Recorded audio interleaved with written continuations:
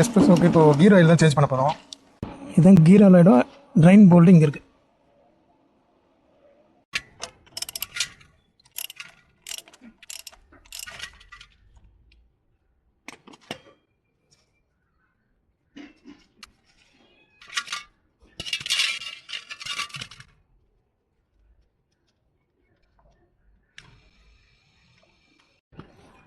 இதில் எவ்வளோ டஸ்ட் இருக்குது பாருங்கள் அந்த கேப்பில்.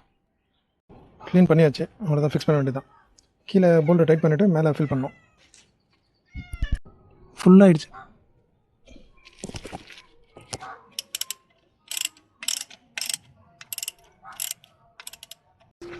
கீர் ஆயில் பார்த்தீங்கன்னா 75-90. So fully சிந்தட்டிக்கு. பொதுவாக கம்பெனியில் கூட இந்த ஆயிலெலாம் ஊற்ற மாட்டாங்க. இது ரொம்ப காஸ்ட்லி ஆயில். பொதுவாக ஒரு லிட்டர் 350 தான் இருக்கும். இது 1000 rupees. பட் எம்ஆர்பி பார்த்தீங்கன்னா 1500. ஸோ 1.5 லிட்டர் வந்து இந்த வண்டிக்கு பிடிக்கும். ஆக்சுவலாக இருட்டிடுச்சு. கீர் ஆயில் சேஞ்ச் பண்ணுறதுக்கு ஃபில் பண்ணோன்னா ஃபில்லர் கேப் எங்கே இருக்குன்னு நான் காமிக்கிறேன்.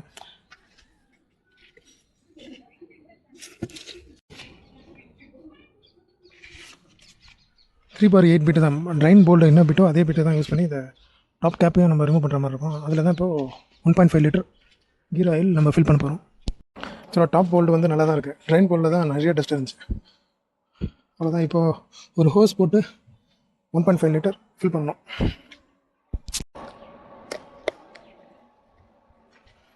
கீழே ஃபிக்ஸ் பண்ணியாச்சு. ஸ்மெல் வித்தியாசமாக இருக்குது. கீழே நல்லா ஃபிக்ஸ் பண்ணியிருக்கான்னு ஃபஸ்ட்டு பார்த்துக்கோங்க. ஏன்னா ஊற்றுற ஆயில் வந்து கீழே போயிடுச்சுன்னா 1000 ரூபா போய்டும் வேஸ்ட்டாக. இது வந்து ஃபுல்லி சிந்தட்டிக் ஆயில். ஸோ இதோட லைஃப் வந்து ரொம்ப அதிகம், பர்ஃபார்மன்ஸும் ரொம்ப அதிகமாக இருக்கும். இது 1000 cc காரு. ஸோ இதுக்கே நம்ம ஊற்றுறோம். இப்போ ரொம்ப பவர்ஃபுல் காருக்கெலாம் ஊற்றுனீங்கன்னா நல்ல வித்தியாசம் தெரியும்.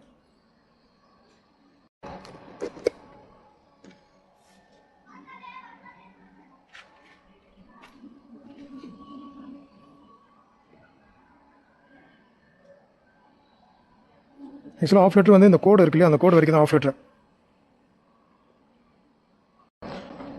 அவ்வளோதான். அந்த போல்ட்டை டைட் பண்ணிவிட்டால் வேலை முடிஞ்சது. ஆக்சுவலாக இந்த ரேச்செட் இல்லாமல் நம்ம டைட் பண்ண முடியாது.